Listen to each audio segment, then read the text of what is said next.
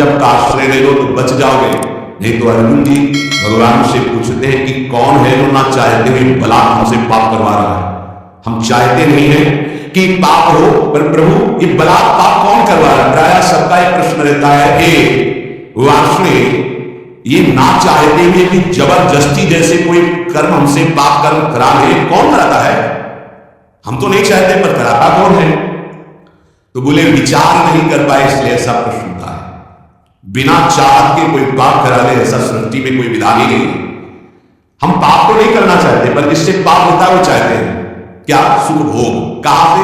पर स्त्री, पर धन, नाना प्रकार के आचरण जो पाप आचरण है उनसे सुख चाहते, पाप नहीं करना चाहते, पर हम सुख भोगना चाहते हैं, सुख संग्रह करना चाहते हैं, इसी से पाप होता है। श्री भगवान से कहे केन प्रयुक्तोयम पापम चरति, किससे प्रेरित होकर पाप करता है? तो बोले संसार में सुख भोगने की चाहत ही पाप कराती है। देख लो इसमें जितनी भी जेल भरी है सुख भोगने की चाहत से, जितने भी नरकगामी होते हैं सुख भोगने की चाहत से। ये सुख भोगने की चाहत, इस शरीर से सुख भोगा मिला तो है नहीं, क्योंकि है नहीं। इस शरीर को भोग ले, इस शरीर को, इस शरीर को, इस वस्तु को, इस व्यक्ति को, इस स्थान को, भटकता पूरा जीवन पाप आचरण में। मैं नहीं चाहता पाप करना, मानते हैं, लेकिन पाप का मूल जो संसार से सुख भोगने की लालसा, उसी से पाप होता है।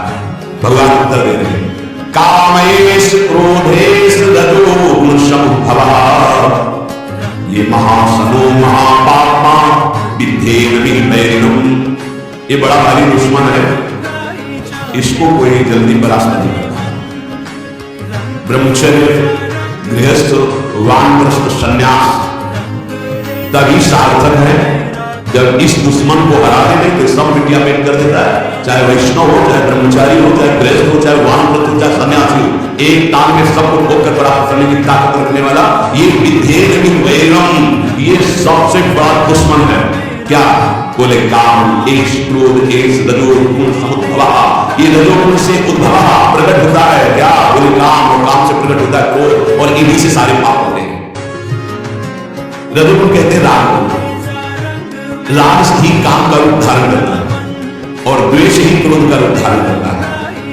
काम से राग पुष्ट होता है, राग से काम की उत्पत्ति होती है। शरीर का राग, भोगों का राग, बुद्धि का राग, पद का राग, राग सर्वत्र राग।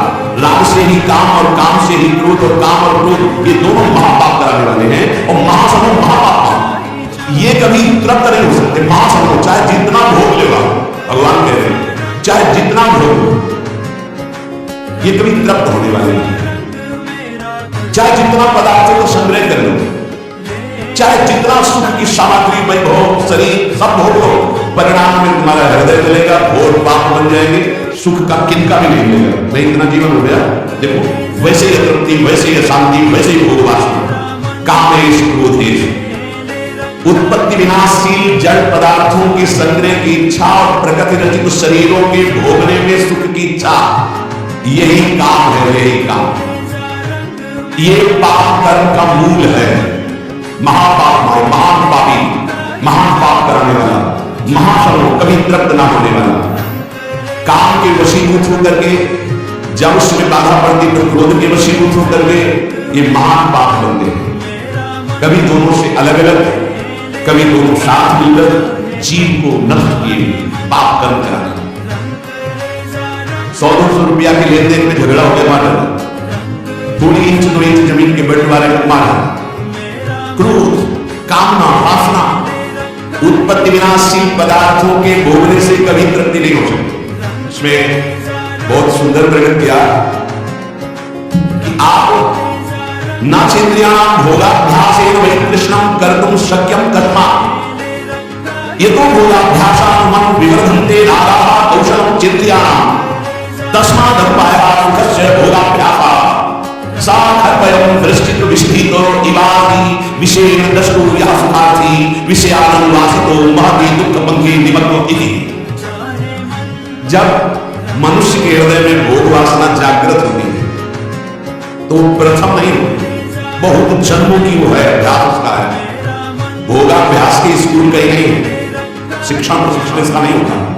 भोगाभ्यास पूर्व से, जैसे दशेंद्रिय का भोग, तो बच्चा पैदा हुआ, किसी ने शिक्षा नहीं दी, मां बाप रक्षा स्थल लगाया गया, पीना शुरू कर दिया, दूध की बोतल लगाई गई, किसने सिखाया है?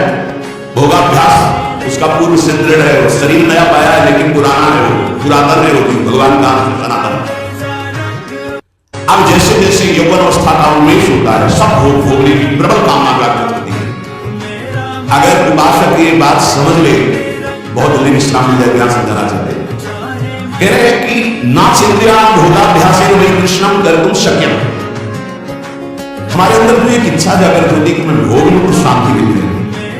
सबके अंदर जिस जिस भोग को मन सामने रखता है, लगता है पैसा देंगे, जबरदस्ती कुछ भी हो इसको मैं भोग लूं तो मैं सुखी हो जाऊंगा, शांत हो जाऊंगा, तृप्त हो जाऊंगा।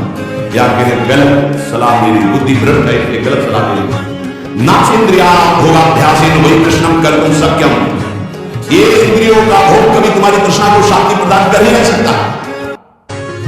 अगर धर्म पूर्वक काम का भोग किया जाए तो वैराग्य दृढ़ हो जाए। इसीलिए धर्म की मर्यादा के अंतर्गत भोग को, काम को भगवान ने अपना स्वरूप कहा। विभूतियों को धर्म पूर्वक काम का सेवन सृष्टि संचालन के लिए धर्म पूर्वक शास्त्र मर्यादा के अनुसार ये हितवाद चल रहा है। ये पहले कभी नहीं था, बड़ी मर्यादा जिसका उपहास किया जाता है ना, मर्यादाओं को, अपनी मर्यादाओं को सुरक्षित, पूर्व की मर्यादाओं को, धर्म मर्यादाओं को, शास्त्र मर्यादाओं को आज के बच्चे उपहास करते हैं। पुरानी ऐसे पुरानी बातों को अपने आपका जीवन बड़ा उत्तम और स्मृतिमान, राष्ट्र सेवक, भगवत भक्त और महान उन्नति के लायक आप हो जाएंगे यदि आप पुरानी बात को समझेंगे। पुरानी पुरातन सनातन, सनातन माने समस्त सात सम्मत बात। नवीन नवीन बच्चे नवीन नवीन अवस्था में जब ये अभ्यास, पूर्वाभ्यास भोगों का जागृत होता है तो ये हमको शिक्षा देता है अंदर से गलत। अगर भोग में तो शांति मिल जाएगी, भोग में तो प्रसन्नता मिल जाएगी, सुख मिल जाएगा। शास्त्र कहता है न चिंतायाम भोगाभ्यासेन वै कृष्णम कर्तुम शक्यम। आज आदर्श शास्त्र नहीं रखे जा रहे, आदर्श ब्रह्म ऋषि नहीं, आज आदर्श विदेशी सिद्धांत है। भोगाभ्यास, विलासिता, मनमानी आचरण नहीं। एक गंगा यमुना का परम पावन भगवत अवतारों से परम पवित्र भारत देश है, जहां धर्म प्रधान और मोक्ष पदवी प्राप्त करना केवल इसी क्षेत्र में और नहीं। ध्यान रखना, ये भारत भूमि का विधान केवल है, अन्यत्र तो भोगाभ्यास है, यहाँ योगाभ्यास है। अंदर अपनी इंद्रियों का दमन करके, मन का दमन करके परमात्मा आनंद में मगन होने वाला ये भूमि यहाँ की शिक्षा देती है। यहाँ के ब्रह्म ऋषियों की ये शिक्षा है। ये भ्रम हटा दीजिए, ये महावैरी महापापी कभी ना खाने वाला काम हमारी बुद्धि को भ्रष्ट करके प्रेरणा देता है। इसे भोगो, ये सुंदर, इसे भोगो, ये वस्तु भोगो, ये व्यक्ति भोगो। कितनी बार मर चुके हो भोग भोग, इस बार मर जाओगे, कुछ हाथ नहीं। देख, अनंत बार भोग चुके, अनंत बार क्या क्या नहीं बने होंगे, क्या क्या नहीं भोगे होंगे। इसी जन्म में देख लो क्या क्या नहीं भोग रहे हो, क्या क्या नहीं भोग लिया, क्या है आपके पास। शास्त्र की क्या मानोगे तो सुखी, शांत और महान हो जाएंगे। न चिंतायाम भोगाभ्यासेन वै कृष्णम कर्तुम शक्यम। नहीं सामर्थ्य है इंद्रियों की कि तुम्हें भोग में शांति प्रदान कर दे, नहीं है। त्याग शांत अधर्म पूर्वक होगा हुआ भोग तृष्णा को बढ़ाकर नर्क गामी बना देता है। शांत से भोग दुख में जीवन क्या समझ, हमारा विनाशी शरीर है, कल्लो मन मानिए कि गांठ दर्द, कमर दर्द, आंखों से दिखना कम, चक्कर, न जाने कितनी कमियां पैदा हो जाएगी। गृहस्थी लायक नहीं रहोगे, संसार की सेवा लायक नहीं रहोगे। करो भोगाभ्यास, करो मनमानी आचरण, तो खुद देख लो तुम्हारा स्वभाव क्या होता है, तुम्हारा प्रभाव क्या होता है उस कर्म का, खुद देख लीजिएगा। अब सावधानी की बात करें, ये तो भोगाभ्यास मन विवर्धन्ते रागाः कौशलम चेन्द्रियाणाम्। अब जैसे जैसे वो भोग भोगने में युक्त होता है उसकी इंद्रियां भोगाभ्यास की कला कौशल से प्रबल होगी। शास्त्र है ये तो भोगाभ्यास मन विवर्धन्ते रागाः कौशलम चेन्द्रियाणाम्। ऐसे भोगा, वैसे भोगेंगे, ऐसे भोगेंगे, ऐसे भोगेंगे, ऐसे सुखी हो जाएंगे। वहां चल के वो भोगा शक्ति, विषया शक्ति उसकी प्रबल होती चली जाती है और अशांति, भोग की चाह प्रबल होती चली जाती है। चला था कि भोग लेंगे तो शांति मिलेगी, हो गया उल्टा। तस्माद सुख से भोगा था, सुख की खोज चलने गलती आई थी कि चलो भोग भोगेंगे सुखी हो जाएंगे। कहा वही कृष्णम कर्तुम शक्यम, तृष्णा बढ़ गई, इसकी सामर्थ्य है भोग की, वो शांति प्रदान कर सके। न जात कामः भोगे शांति हविषा कृष्ण वर्तमेव भूय एवाभि वर्तते। जो भोगों की लालसा करके भोगों के भोगने में लगा हुआ सोच रहा है कि शांति मिल जाएगी, तो ऐसे जैसे अग्नि को सुहाती हुई घी की आहुति तो कभी वो अग्नि बुझेगी, बढ़ती चली जाएगी। हमेशा प्रश्नवत में वो पूरे एवं वर्धते, वो कमाल में प्रचंड ज्वाला रूप रख लेगी और भयंकर पाप कराएगी जो तुम सोच ही नहीं सकते, वो तुमसे सुचवाएगी और वो करवाएगी। ये पाप प्रवृत्ति काम के द्वारा हुआ। क्या बोले? साखलवयम दृष्टि विषगीतम इवासी विषेण दत्तो यहा सुखार्थी विषयानुवासितो महात्मुख पंगे निमग्नेति। बीची के डंक के जहर से बचने के लिए विषधर गोबरा के मुख में हाथ डाल उल्टा हो गया। क्या? हृदय में पहले जलन हुई थी भोग वासना की, तो उसको तो सह नहीं पाया था बीची के डंक का जहर। अब भोग भोगने में उतर गया तो बोले गोबरा के मुख में हाथ डाल दिया, भारी विष धर गया तो चढ़ गया। पता नहीं कितने जन्मों में उतरेगा जहर ये भोग वासना का। इसलिए महती दुख पंगे निमग्ने विषयानुवासितो महती दुख पंगे, महत दुख में फंस गया, पत्थर कीचड़ महत दुख में फंस गया और निकलना बड़ा कठिन। ये दलदल है भोग वासना का, इससे निकलना बड़ा कठिन है। गुरु कृपा से निकल चुके हो तो पीछे कदम मत बढ़ाना। तुम्हें दिखाई दे रहा है बड़ा कोमल भूमि, नीचे इतना दलदल है कि निकल नहीं पाओगे। श्री भगवान कह रहे हैं कामना की पूर्ति से लोभ उत्पन्न होता है।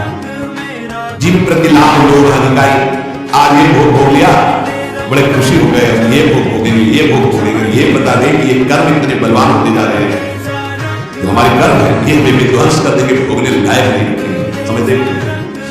जब समय आएगा दंड देने के लिए, आप लोग देखते हुए भी नहीं देखेंगे, सामने सब देख रहे हैं फिर भी आप नहीं देखेंगे, अंधे बन रहे हैं, विवेक शून्य है। इसलिए कर्म का क्या दंड मिल रहा है आप देख रहे हैं। गाना बज रहा है, पांच लोग बैठे मस्ती से, नौजवान गाड़ी एकदम चल रही रफ्तार से, वो शासन बिगड़ गया और एक्सीडेंट हुआ, डरे क्या? वो एक सेकंड पहले बता रही मैं घूम रहा हूं, मेरा आखिरी घूमना, अब अगला जन्म किस रूप में जाएगा पता है। मदिरा की उन्मत्तता रजोगुण चढ़ा हुआ, तब उनकी ज्वाला हृदय में जला रही, नष्ट हो गया ना भगवत चिंतन, क्या कीमती मनुष्य जीवन का दुरुपयोग।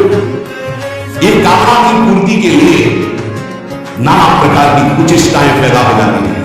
कैसे कैसे नार की गतियां, यही नार की गतियां, कैसे कैसे राक्षसी बुद्धि सवाल हो जाती है।